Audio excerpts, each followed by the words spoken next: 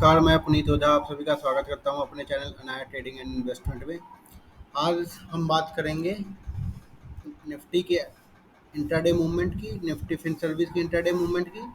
और कल के लिए हमें ट्रेड लेनी है निफ्टी 50 और निफ्टी मिड सेलेक्ट में, क्योंकि कल निफ्टी मिड सेलेक्ट की एक्सपायरी है। चलिए अब स्टार्ट करते हैं। सबसे पहले आज निफ्टी 50 का इंट्राडे मूवमेंट की बात करते हैं। जैसे कल हमने डिस्कस किया था कि मार्केट अगर गैप अप खुलेगा तो इसके ऊपर जाएगा तो हम लोग बाइंग में कम जाएंगे, और सेलिंग में का हमारा ज़्यादा प्लान था, पर बाइंग के लिए इतना प्लान नहीं था। तो बाइंग आप देखेंगे, जैसे गैप अप, बहुत बड़ा गैप अप खुला। गैप अप खुलने के बाद ये जिनने कल अपनी पोजीशन, शॉर्ट पोजीशन जिनकी थी, उन्होंने अपने स्टॉप लॉस कट किए हैं, उस वजह से ये मूवमेंट आई। फिर मार्केट जाके वहीं पे दोबारा सस्टेन किया, और इस हाई को अभी तक इसने ब्रेक नहीं किया है मार्केट ने। फिर वहाँ से धीरे धीरे धीरे स्लो एंड स्टेडली ये गिरता हुआ आया है। तो यहाँ पे जैसे कि आप देखेंगे, बाइंग मार्केट में पैसा थोड़ा मुश्किल से बनता है। कि जैसे मार्केट गैप अप खुलती है, थोड़ा सा चलती है, फिर उसके बाद थोड़ी प्रॉफिट बुकिंग या साइडवेज हो जाता है मार्केट। तो हमेशा हमको एक बुलिश इन्वेस्टर रहना है और बियरिश ट्रेडर रहना है। जब जब हमें केवल बियरिश ट्रेड ढूंढनी है, और जब हमें मिलेगी वो ट्रेड हमें एग्जीक्यूट करनी है विद दिस स्टॉप लॉस। तो अब सबसे पहले अब कल की बात करते हैं।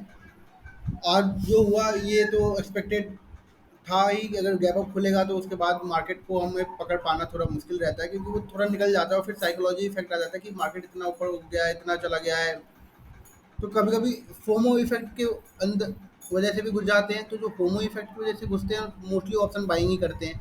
ऑप्शन बाइंग आप कहीं यहाँ बाई करोगे तो आप सोचोगे थोड़ा प्रॉफिट हो जाए, और वो टाइम वैल्यू के हिसाब से उतना प्रॉफिट आपको मिलता नहीं है।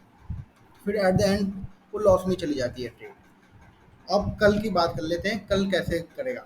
अब देखिए, मैंने ये पहले से दो लाइनें खींच रखी है। इस रेंज के ऊपर नीचे जहां बाजार जाएगा, ऊपर के लिए मैं ट्रेड कम ही लेता हूं। मैं ऊपर के लिए मेरी इन्वेस्टमेंट ही चलती है, बट ट्रेड अभी मैं नहीं लूँगा। अगर मुझे ट्रेड लेनी होगी तो कल मिड कैप की एक्सपायरी है, उसमें मैं ऑप्शन बाइंग के थ्रू ट्रेड लूँगा।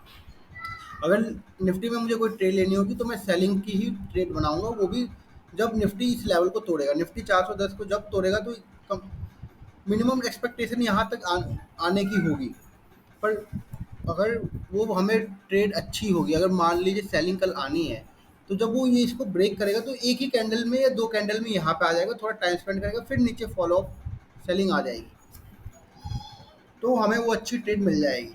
और बाइंग के लिए मुझे लगता है कि अगर मान लीजिए कल मोस्टली मुझे जहाँ तक लग रहा है मार्केट यहाँ गैप अप खुलेगा, फिर यहाँ थोड़ा देर सस्टेन करेगा, फिर थोड़ा धीरे धीरे ऊपर जाएगा। वो कैसे जाएगा ये नहीं पता, बट चलता चला जाएगा वो। तो वो हमारे हाथ में फिर नहीं आता है। तो एक बार निफ्टी फिर निफ्टी के बारे में भी बात कर लेते हैं। कल जैसे कि डिसाइड किया था कि हम इसके ऊपर बाइंग करेंगे। देखिए, बाइंग की यहाँ पे अगर आपने बाइंग भी की होगी तो वो खास प्रॉफिट आपको मिला नहीं होगा। यहाँ से उसने 100 पॉइंट पहले ही कैंडल में कम से कम 30-40 पॉइंट की मूवमेंट हो गई थी। उसके बाद ये मिला नहीं होगा किसी को, इसमें कुछ खास प्रॉफिट नहीं हुआ होगा। बाद में एक सेल ऑफ आ गया। जब ये मूवमेंट हुई तो सुबह सबसे पहले मेरा, जब जैसे मैंने सेलिंग करना सोचा था, तो जब ये गैप अप खुला तभी मैं मेरा ट्रेड लेने का प्लानिंग आधी वहीं पे कैंसिल हो चुकी थी कि मैं कोई ट्रेड लूँगा। फिर दूसरा, जब इसने इतनी बड़ी कैंडल, ये पहली ही कैंडल जब बना दी, तो मैं और कंफर्म हो गया। फिर मैं सोच रहा था कि इसको सेल करेंगे। तो ये सेल क्या होता है कि वो अचानक हो जाता है, मतलब थोड़े टाइम में आ जाता है सेलिंग। बट ये स्लो एंड स्टेडली यहीं यहीं फिर जब 10 बज गए तो मैंने सोचा कि अब मार्केट को 1 से 2 बजे के बीच में देखा जाएगा, उस टाइम पे कोई ट्रेड मिलेगी तो ली जाएगी। जब मैंने 1:30 बजे के आसपास देखा तो मार्केट यहाँ तक आ चुका था। फिर मैं फिर मेरे यहाँ से ये ट्रेड जा चुकी थी, क्योंकि यहाँ से एक मोमेंटम उसने पहले ही दे दिया था। जब मैंने देखा तब यहाँ पे फिर निफ्टी ट्रेड कर रहा था। फिर मुझे लगा कि ये ज़्यादा है गैप नहीं, ये इसको यहीं से कहीं रिवर्सल आ जाएगा क्या पर, इसलिए मैंने इस ट्रेड को मैंने फिर हाथ नहीं लगाया। इससे बेटर है कि आप इसको हाथ ना लगाएं। लॉस से बेटर है कि नो ट्रेड। ट्रेड नहीं लेना भी एक सीखने सीखना चाहिए हमको, कि ट्रेड को नो करना है हमें। पैसा बचाना भी एक कला है।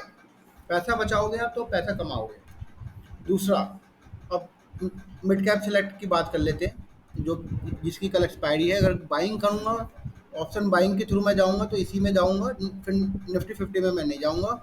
अगर मुझे सेलिंग पोजीशन बनानी होगी तो दोनों में मैं बनाऊँगा, मिड कैप में भी और निफ्टी 50 में भी। सेलिंग में मैं नहीं सोचूंगा, बाइंग में मैं केवल इसमें जाना चाहूँगा, क्योंकि यहाँ पे कल को प्रीमियम थोड़ा सा कम होगा, सस्ता होगा, तो वो हमारा स्टॉप लॉस या फिर हीरो जीरो ट्रेड भी हम ले सकते हैं। मान लीजिए यहाँ पे आठ 300 की कॉल हम बाई करें, कल मार्केट यहाँ खुले थोड़ा उसको 10 से 20 रुपए के बीच में कहीं पे भी मिलेगा, बाइंग करेंगे। टारगेट अपना ज़्यादा नहीं होगा, 340 से 60 का होगा।